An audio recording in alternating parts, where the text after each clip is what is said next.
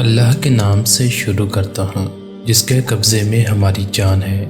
اللہ تعالیٰ نے رزق کے 16 دروازے مقرر کیے ہیں اور اس کی چابیاں بھی بنائی ہیں۔ جس نے یہ چابیاں حاصل کر لی وہ کبھی تنگ دست نہیں رہے گا۔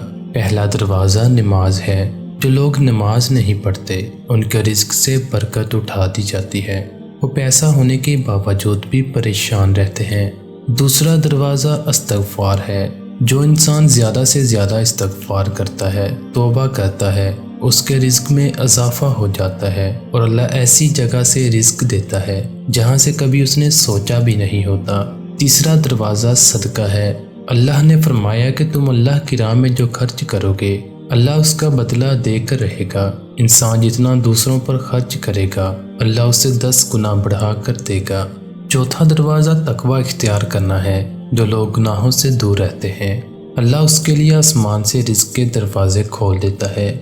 پانچواں دروازہ کثرت نفلی عبادت ہے۔ جو لوگ زیادہ سے زیادہ نفلی عبادت کرتے ہیں اللہ ان پر تنگ دستی کے دروازے بند کر دیتا ہے۔ اللہ کہتا ہے اگر تو عبادت میں کثرت نہیں کرے گا تو میں تجھے دنیا کے کاموں میں الجھا دوں گا۔ لوگ سنتوں اور فرض پر ہی توجہ دیتے ہیں، نفل چھوڑ دیتے ہیں جس سے رزق میں تنگی ہوتی ہے۔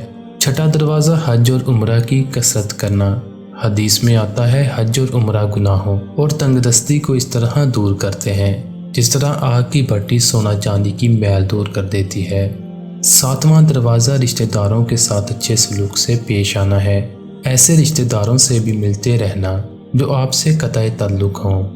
آٹھواں دروازہ کمزوروں کے ساتھ صلہ رحمی کرنا ہے۔ غریبوں کے غم بانٹنا، مشکل میں کام آنا اللہ کو بہت پسند ہے۔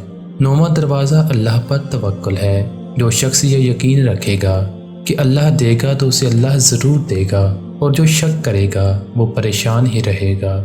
10واں دروازہ شکر ادا کرنا ہے۔ انسان جتنا شکر ادا کرے گا اللہ رزق کے دروازے کھولتا چلا جائے گا۔ 11واں دروازہ گھر میں مسکرا کر داخل ہونا۔ مسکرا کر داخل ہونا بھی سنت ہے۔ حدیث میں آتا ہے نبی صلی اللہ علیہ وآلہ وسلم نے فرمایا اللہ فرماتا ہے کہ رزق بڑھا دوں گا جو شخص گھر میں داخل ہو اور مسکرا کر سلام کرے۔ 12واں دروازہ ماں باپ کی فرما برداری کرنا ہے۔ ایسے شخص پر کبھی رزق تنگ نہیں ہوتا۔ 13واں دروازہ ہر وقت باوضو رہنا ہے۔ جو شخص ہر وقت نیک نیتی کے ساتھ باوضو رہے تو اس کے رزق میں کمی نہیں ہوتی۔ 14واں دروازہ چاشت کی نماز پڑھنا ہے جس میں رزق میں برکت بڑھتی ہے۔ حدیث میں ہے چاشت کی نماز رزق کو کھینچتی ہے اور تنگ دستی کو دور بھگاتی ہے۔ 15واں دروازہ روزانہ سورہ واقعہ پڑھنا ہے، اس سے رزق بہت بڑھتا ہے۔